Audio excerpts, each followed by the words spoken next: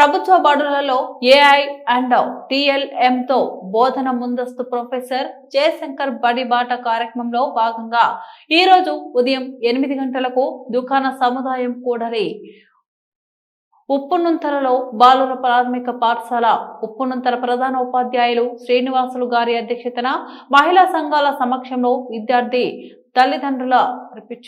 విద్యార్థుల తల్లిదండ్రులు ఉపాధ్యాయుల సమావేశం నిర్వహించడం జరిగింది. ఈ సమావేశంలో ప్రధాన ఉపాధ్యాయులు వెంకటేష్, చందన, సంగీతాలు మాట్లాడుతూ మన ప్రభుత్వ పాఠశాలలో ఈ సంవత్సరం నుంచి కృత్రిమ మేధ ఏఐ ఆధారంగా విద్యా బోధన నిర్వహించడం జరుగుతుందని తెలిపారు.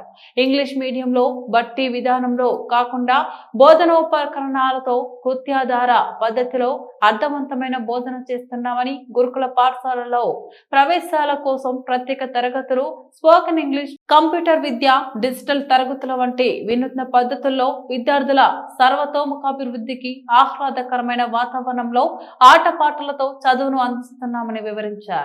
ఈ సంవత్సరం 8 మంది విద్యార్థులు గురుకుల సీట్లు సాధించారని, గత 7 సంవత్సరాల్లో మొత్తం 49 మంది మన పాఠశాల నుంచి గురుకుల పాఠశాలకు ఎంపికయ్యారని తెలియజేశారు. అదేవిధంగా ప్రభుత్వం విద్యార్థులకు పాఠ్య పుస్తకాలు, వర్క్ బుక్లు, నోటు పుస్తకాలు, 2 జతల ఏకరపు దుస్తులు, మధ్యాహ్న భోజనాన్ని ఉచితంగా అందిస్తుందని వివరించారు. పాఠశాలలో విశాల తరగతి గదులు, అన్ని సౌకర్యాలు అందుబాటులో ఉన్నాయని తెలిపారు. కాబట్టి మన గ్రామంలోని బడి ఈడు పిల్లలు అందరికీ మన ప్రభుత్వ పాఠశాలలోనే చేర్పించాలని మహిళా సంఘాలను, పిల్లల తల్లిదండ్రులను కోరారు.